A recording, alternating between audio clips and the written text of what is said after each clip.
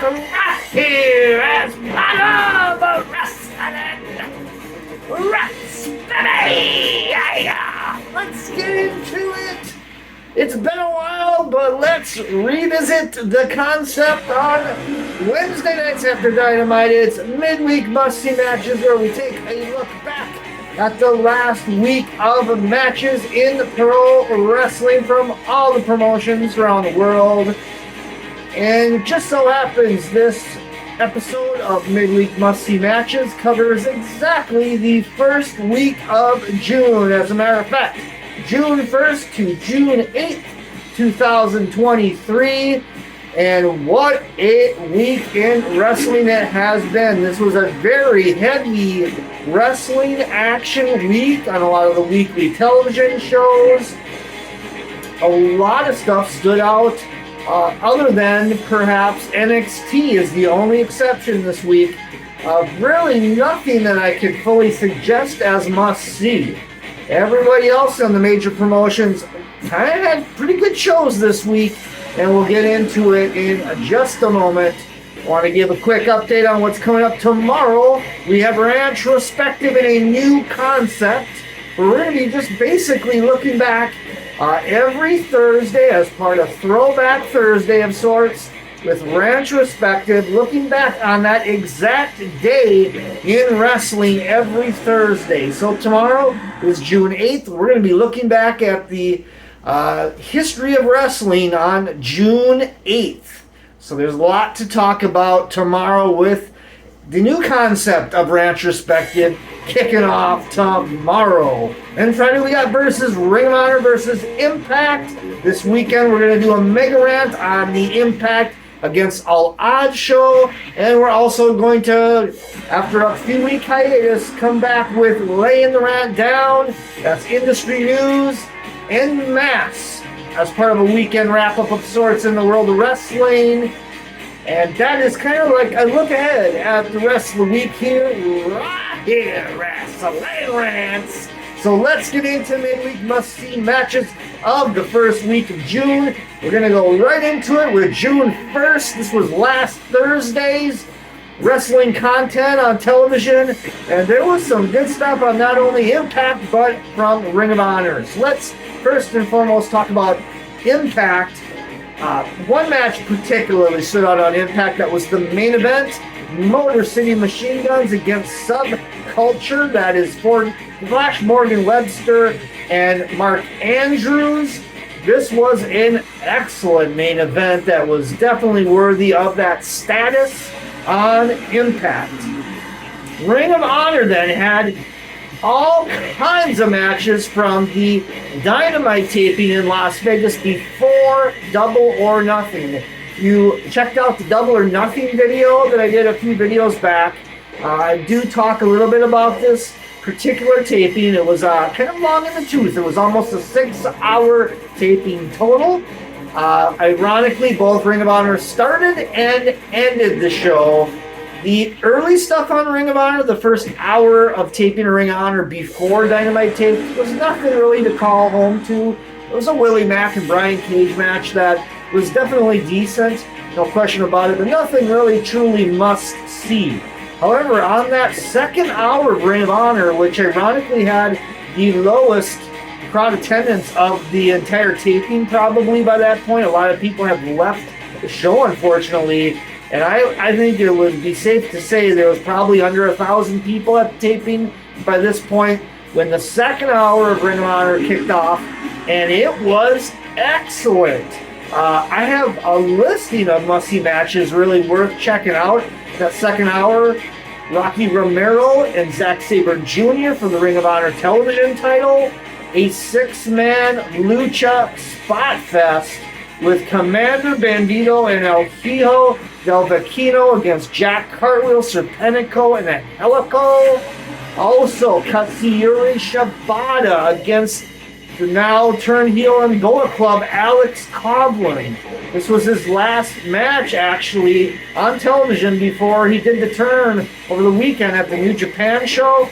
This was Coughlin's swan song, I guess, as a babyface for now, in a really excellent match in a teacher versus student dynamic with Katsuyori Shibata for the Ring of Honor Pure Championship from Vegas. Again, this was last Thursday's episode of Ring of Honor.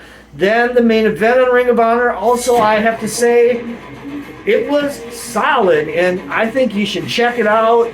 Kiera Hogan against Athena for the Ring of Honor Women's Championship. It was worth a look, folks, and they're going to continue this feud in this program a little further.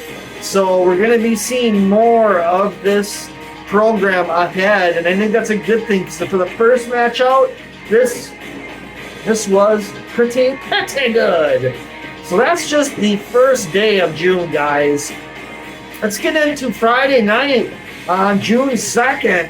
And boy, both SmackDown and Rampage, I have to give credit, were excellent shows with some excellent in-ring stuff.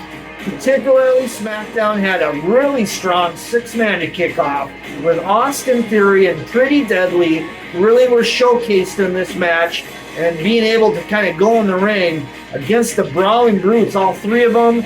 This was good shit, pal, on Friday Night SmackDown. Also, Rampage had a Night of Champions show, which had champions from all these different promotions. New Japan had a couple matches, actually. Ring of Honor also had representation, and AAA. Particularly the AAA Mega Championship opener on Rampage with Commander El Hijo del Vecino and Drolistico was fucking awesome. Let's talk about as well Zack Sabre Jr. and Action Andretti on Rampage. I think that actually was worth checking out. This is the second match of the week that Zack Sabre Jr. really stood out in, and there's one more to come, folks. Just in this week alone, can you believe it? What an MVP of the week Zack Sabre Jr. ended up being. So that 2 out of the 4 matches on Rampage, I'd say were must-see. Even the Katsuyori Shibata match, which just crazy. In AEW, we saw a Shibata match on Thursday and on Friday. How about that? But the Shibata match with Lee Moriarty on Rampage was also pretty good. I think I liked the Coughlin match a little bit better, but still, it's fun to see Shibata in the ring in any case or form.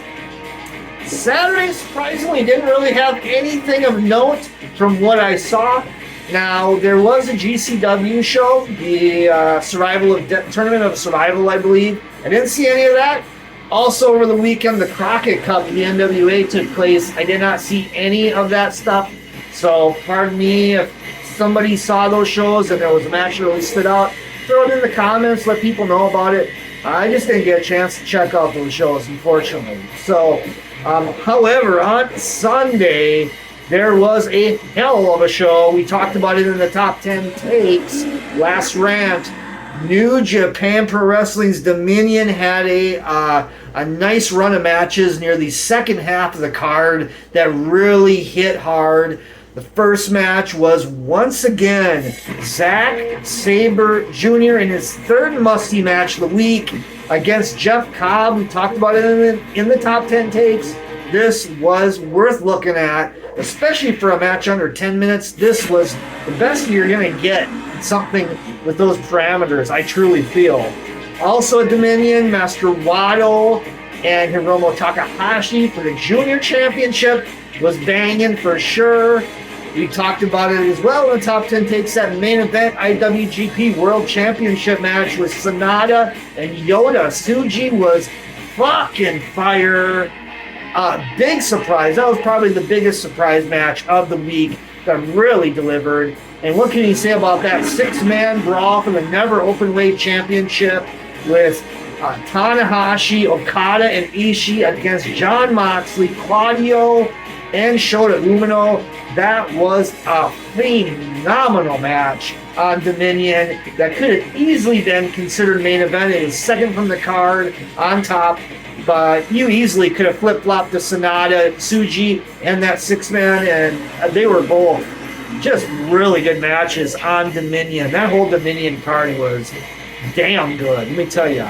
Then we get to Monday on Raw, I have to say, this was a solid wrestling show this week. I was very surprised by it. I had heard going into Raw that Vince was at Raw, and I was a bit concerned that shit was going to get crazy, but what ended up happening was Raw was a really excellently solid in-ring show. With Rollins and Damian Priest as the main event, they definitely delivered. I even thought the debut match for Caden Carter and Katana Chance in there against the tag champs Ronda Rousey and Shayna Baszler was way better than I thought it had any right to be. I was into this match. I was feeling what the flow was going in this match, and it was surprising. I did not think these two teams would mesh well, and sure enough, they did. And also note, probably the real standout thing of Raw was Kevin Owens against Gunther. This match really was fun. Well worth checking out as a must-see match of the week. Just a big list of matches this week, really, to check out. We're not done yet. Unfortunately, on Tuesday, like I said, NXT really didn't have anything to show. And I mean, there was some stuff. They had a women's battle royal, but I cannot say, that it was really must-see for sure. Then we got to tonight, just a little while ago on Dynamite. I have to say, I feel like tonight's Dynamite really was an excellent in-ring show once again. AEW bringing the in-ring. The main event was pretty good. The opener was very good. And then there was a match in the middle as well that I thought I was shocked as going into that match. I had no hope for that one. I guess we'll talk about that first. Hook and Jungle Boy against Preston Vance and Drolistico in a Texas Tornado Rules match. I thought this was going to be completely throwaway, but it was not. There was some crazy spots in this match. Drolistico took a bad bump on his head on the floor. There was a wild Spanish fly kind of spot with Preston Vance and Hook into some tables. Or actually, it was a T-bone suplex in both of those situations.